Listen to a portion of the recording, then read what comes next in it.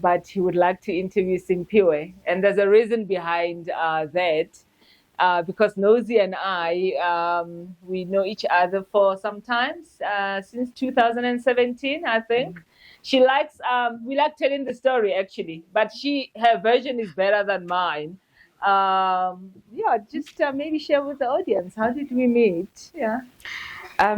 So when we met, I'm a professionally registered project manager. So as part of our continuous improvement and development, we have to attend certain classes to keep up and get our PDUs. So at this particular point in time, I needed to attend a class that was a strategic thinking and planning. So it had 2 sessions whereby we first had to go for the first session and then take a break and go back afterwards. So with the first session, Louise was taking us for the session. Once we completed that session, she said to us, go along, guys. There was homework that we needed to do. But she said, but don't worry, it doesn't matter. If you don't have time because of work, it's okay. Let's meet again next time. So off we went, and because life happens and work is very hectic. So I thought, okay, I didn't have time to do this, but I'm still going to go to class. So off we went, get to this class. Louise is no longer there. So, okay, Louise is not there. That's fine. As we start, she then says, all of you had homework to do. So I'm expecting all of you to come here and present. Now we start looking at each other like, what the hell? We're not ready. So some of the guys had worked on their presentations, but a couple of us didn't. And I was one of those, unfortunately. We're like, no, we're not ready. She said, I don't care what Louise said. You are all presenting. So you can imagine the pressure now, because we now needed to bring something together within a very short space of time. She said, I'm giving you 10 minutes. Go and do a presentation. You're coming back and you're all going to present. Now we're thinking, this villain, like, why is she doing this to us?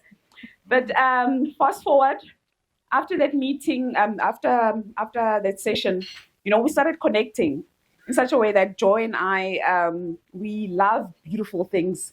And I think that's what somehow brought us together, because subsequent to that particular class, there was another one that she was the one who was presenting it. And from then onwards, we started gelling because we saw that we've got common traits and we've got common choices of liking things and so on. So from that perspective, we then started being friends. Yeah. So your enemy can be your friend. Ooh, at the end of the day. But enemy is very dense. And so that's how we really met with Joy. Yeah, thank you. And it has been beautiful being friends with you. And before we start to get to know who Nozi is, one of the things that I appreciate, about you is that when we're together, like what Vina was saying, that, friendship, your network is your net worth, So I find that in you, not just in monetary terms, but the conversations that we have, yes, of course, we've got those moments when we just have fun and then we just talk whatever. But most of the time, we're building one another. And thank you so much for that. So who's Nozi? So Nozi was born many, many years ago from a small town of Klerksdorp in the northwest. I'm a mother of 3. Professionally, I'm a civil engineer, also professionally registered as a project manager through PMI. With civil engineering, it's got different avenues that you can go or venture into in terms of specializing into. So just to give, maybe just to give a background of some of those, the structural engineering. When you're working in the structural engineering fraternity, then it means that you'll be taking care of structures such as buildings as well as bridges. Then we also have transportation engineering. That's where you look at the infrastructure, the road infrastructure in its totality, looking at the stormwater drainages to make sure that the infrastructure is in a good place. Then there's water engineering. So with water engineering, anyone who studies civil engineering will know that's the worst of them all in terms of its difficulty. So when I was studying, I had vowed to myself that I will never, ever work in an industry that's water related because that's very difficult. Lo and behold, fast forward, I'm now heading the capital execution department for the biggest water utility in Africa. So over and above that, I also serve in the board of PMI, which is the Project Management Institute. It's a global it's a global company organization, but I'm serving in the South African chapter. So this is who Nozi is. Thank you. Thanks, Nozi. It's like what you resist persists, right? Yeah, and look at you, where you are right now. So I'm also curious to find out what is it that makes you to wake up in the morning and do what you do, despite all the challenges that you experience that will come to later. Yeah. So what got me even into this space or my career choice is I love transformation. And over and above that, I love seeing the value of changing people's lives.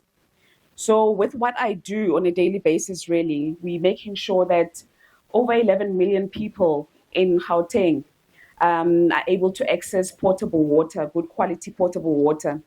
And with that, really, it's a satisfaction that no one can, you can't put a rating to it, because water is the most essential commodity that we all need.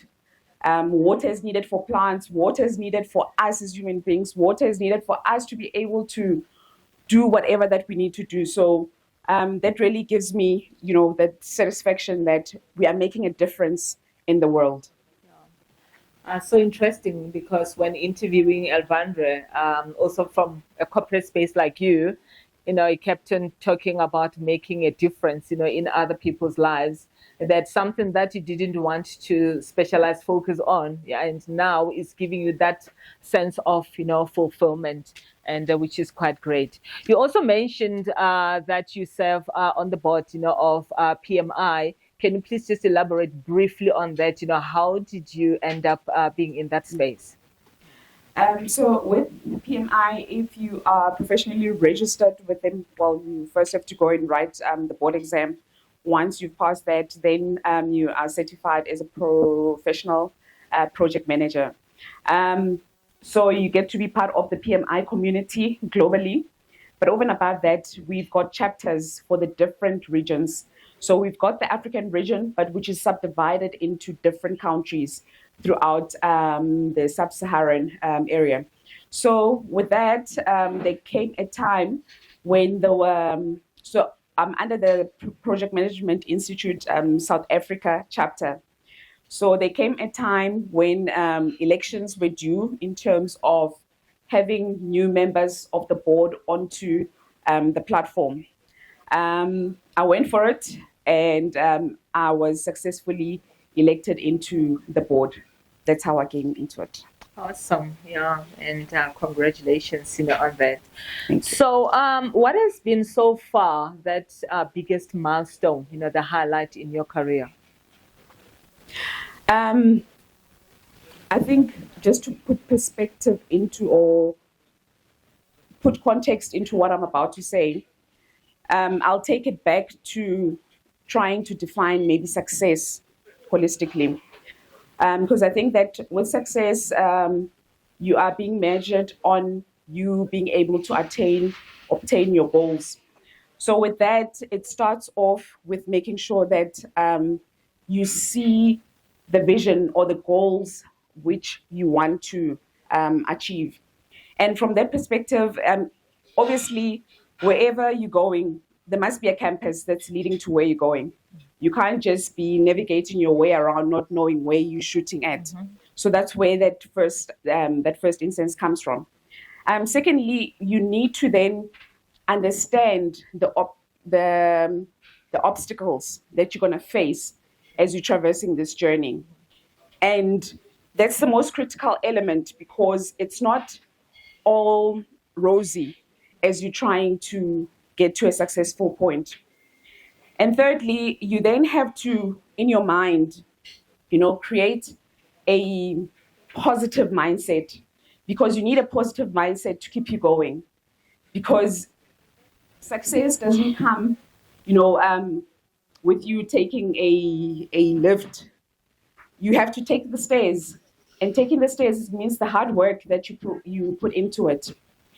Then after that, I think you really need to then create a space where you get rid of all the negativity in your mind, because you need to make sure that you are in a safe space in your mind to be able to work on this. And once you've done that, then you need to start enhancing the challenges that you're going to be facing as you are, trying to get to that point or to that goal that you want to achieve. And from that, you have to make sure that you start working on it, and you keep on track. And once you're on track, you just show the world that you're doing it and you're able to do it. And that's what gives you the successful, or that's what gets you to a successful point. So in terms of success, I think there's been a couple of milestones in my career that I've reached. I think I'll start off with some of the critical projects that I've worked on. I mean, when we were getting our country ready for the World Cup in 2010, I worked on a project. If you go to OR Tambo International Airport, if you're taking a plane going overseas or traveling internationally, you'd remember that the terminal building was very small back then. So what you see right now is that big, humongous building. It was one of my projects that I worked on. And when I left that, I went on to construct the Gautrain Sandton station. So those people who are enjoying the nice rides from Sandton, going to various points and understanding how efficient that transport system is, I worked there. So I'm really proud of being able to, of achieve such. Now, taking it to where I currently am, I would say that each and every project that is being completed within my department is success in itself. Why? Because we work on so many things, and we try to achieve so many things, starting from the time that we're implementing the project itself until completion, where we are now able to make sure that everyone has got water. So during the implementation stage, I would say that that's the most critical element for us. And through that, there are so many problems that we encounter, I think, as a country. I mean, we are a country with a Gini coefficient that shows that there is a real disparity in terms of the rich and the poor.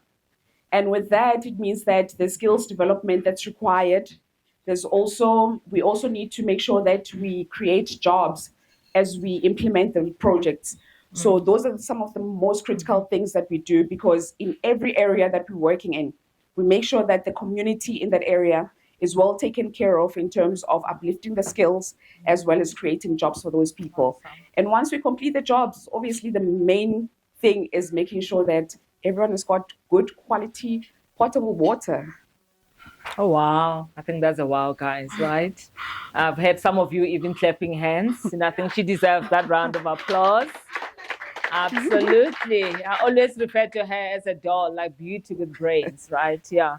So you've touched on a couple of things, and thank you so much for giving perspective, and context, into what you've shared with us, and also how you define success, holistically, and I'm going to come back to that.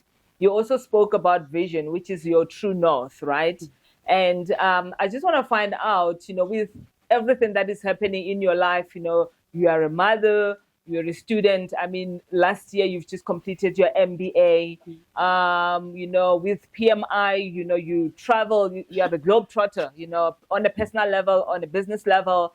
And what is your true north, and what is it that keeps you centered and grounded, as Nozi? Because it's easy to lose yourself, with all this happening. No, absolutely. It's quite easy to lose yourself in the midst of the noise. So I think what keeps me sane is knowing my why.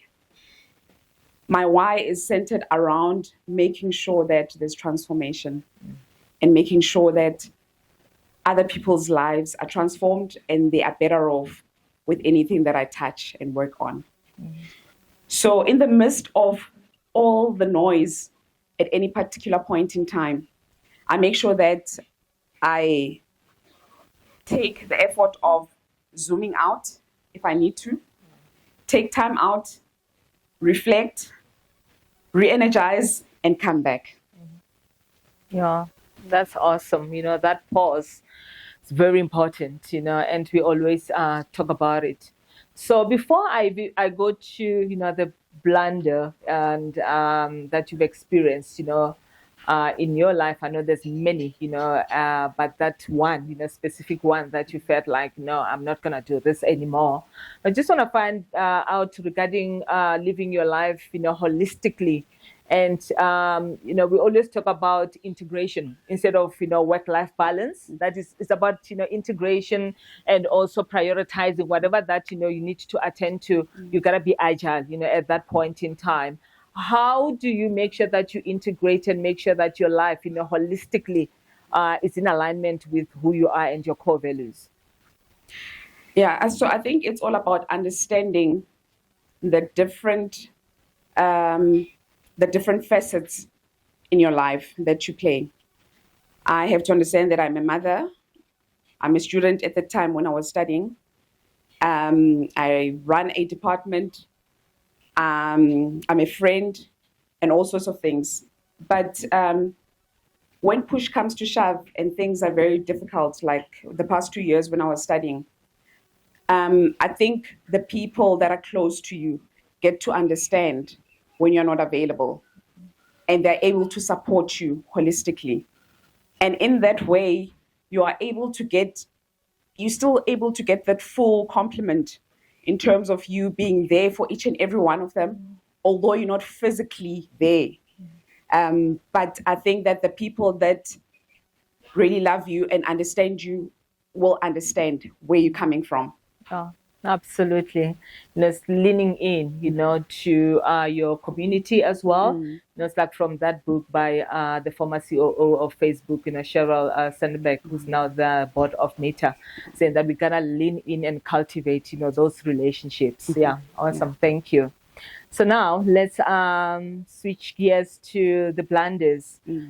So one of those blunders that for sure that when you paused, and you reassessed your life, you realize that I don't think I've got the energy, right, for me to continue with what I've been doing. What is that blunder? I know there's a lot, but I would like you to share with us that specific one. So as a person, yes, there's a lot of blunders that I've come up to. But I think the one that I would like to share is quite personal, in a sense that I think I didn't believe in myself well enough earlier on in my career. Why I'm saying that is when I started my career, straight out of varsity, I'm fully energized, I'm ready to conquer the world. I was ready to get onto it and start working. So with engineering, you can either be in the design office or you can be outside where you are actually building, doing the construction work. For me, I'm more of an outside person. So went on to my first employer, wanted to be that person who is on the side, working out there. And unfortunately, my bubble was burst so badly. And with that came a feeling as if, the whole world has just come down on me. And from that perspective, I think what crushed me the most was the fact that I was working in an environment that's predominantly men that are there. And not just only men, white Afrikaner men who were then, trying to trying to put the campus in terms of where they're going to place you and how they're going to structure, how you're going to grow. Obviously, your growth is not going to be their top priority. So that really crashed my spirit. And from then onward, I think as I was trying to traverse or move on to other employers, I gave my best in everything that I was doing, in terms of my work ethics and all of that. But I think there was a sense of doubt within me. I think as we grow up, we tend to think that you need to be perfect in order for you to venture on to the next adventure that you want to do. And with that came a lot of doubt. So when I got into to Rainwater, I went into Rainwater as a project manager. And shortly after I was there was a vacancy for a senior project manager. Although I know the job, but I still had the doubt within me thinking, I haven't been here long enough. Probably they want someone who's been here forever. And one of my peers who had been there for quite some time, he said to me, Nozi, take this opportunity. I said, but I can't. I mean, I'm sort of like in Mafikizolo, or how do I just now all of a sudden I think I can be a senior person? He said, just forget everything, go for it. Lo and behold, I got the job. So once you're in that space of senior project manager, you get to interact with people in higher up positions and so on. And once I entered those rooms, being around those tables, I actually realized I'm actually smarter than some of these people.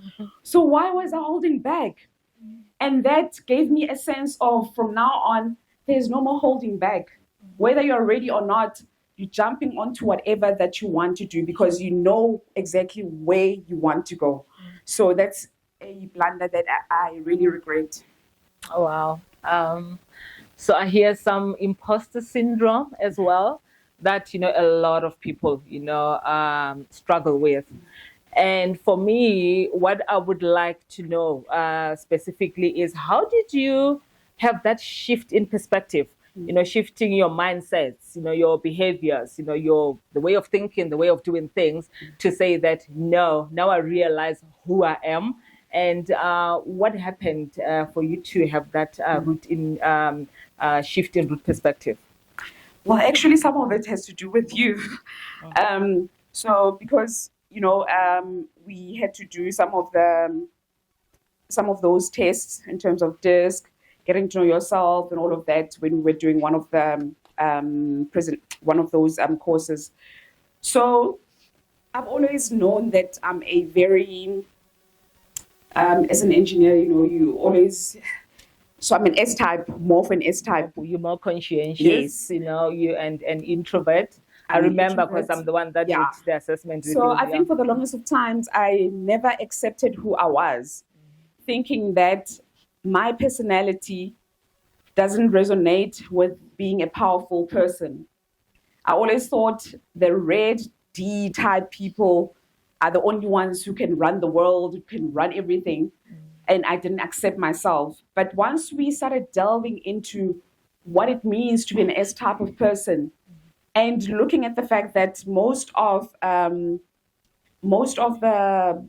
prominent CEOs out there are actually S-type people, because you're able to switch in terms of understanding when to bring in your D side and when to stay on the S side. You get to understand people, your EQ is there, it's high up, and you still make sure that things happen. So that's how the shift happened, by me accepting myself as I am, as an introvert, and knowing that as much as I am an introvert, I'm able to do things and I'm able to shift whatever that needs to be done. Thank you. And for those of you who don't know, Nozi is referring to the S type, the D type, the C type. That what is that? In a nutshell, these are personality assessments. The insights and the DISC, some of you might be familiar with. So the S type is people who are steady, C, conscientious. So these are more introverted people. the D, which is dominant, and I, which is influence, more extroverted. So she's more an introvert, and thank you so much for sharing with us that you realize who you are and also leaning into your strengths, and your personality as an introvert. Yeah. So lessons learned, moving forward, some of the people might, be saying that in civil engineering, male dominated, industry and all these other struggles, internal struggles, that we deal with. What are some of the things that you encourage, people to say? Maybe 3 things, to say that when you do this can help you to actually be in alignment with your true north. Yeah. I would say the first thing is perseverance, because with hardships, that's where your character is grown. You can't have a character that comes from nowhere. So perseverance is when you go through the deep end and you have nothing else to do but to persevere until you make sure that you're in a good space. And then I think resilience as well. Resilience makes sure that you keep going no matter what is happening outside your space.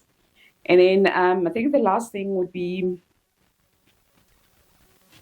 more of understanding yourself and valuing yourself and knowing your worth. Yeah. So perseverance, resilience, knowing your worth, those are the 3 things. Yeah. One last thing to put you on the spot. We've got a lot of entrepreneurs today.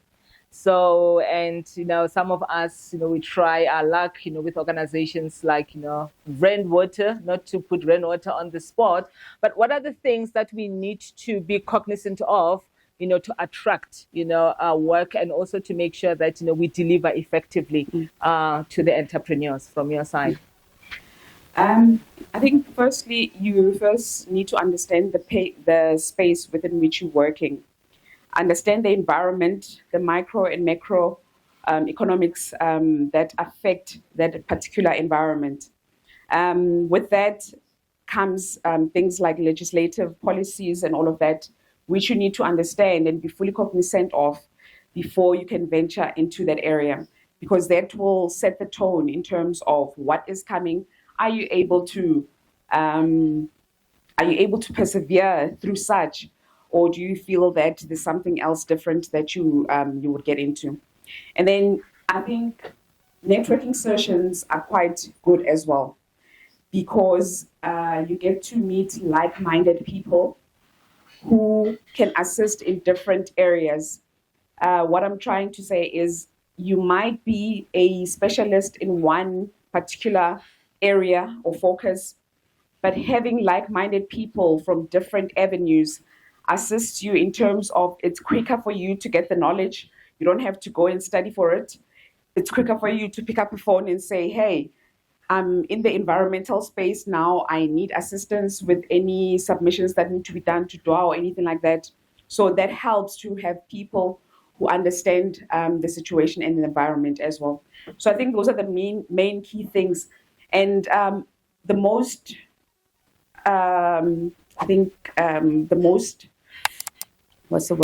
most critical element that you need to have is believe in yourself and believe in what you want to achieve. If you understand your why and you understand your purpose, it's much easier for you to navigate to where you want to go. Thank you. I thought that was the last question. Last. Those who would like to be board members, the process, in a nutshell, how would you advise them? So I would advise that you first sign up or register to be part of IODSA, which is the Institute of Directors of South Africa. So from then on, you can start taking courses. They've got various courses that they run, and ultimately you get to write a board exam. So you can be a certified board of director, but still, if you're part of IODSA, you become part of a community whereby you have access to other directors that you can, talk to in terms of networking with, in terms of any vacancies or opportunities that are out there that they can advise of. All right. Thank you so much. I appreciate you. Thank you. Thank you.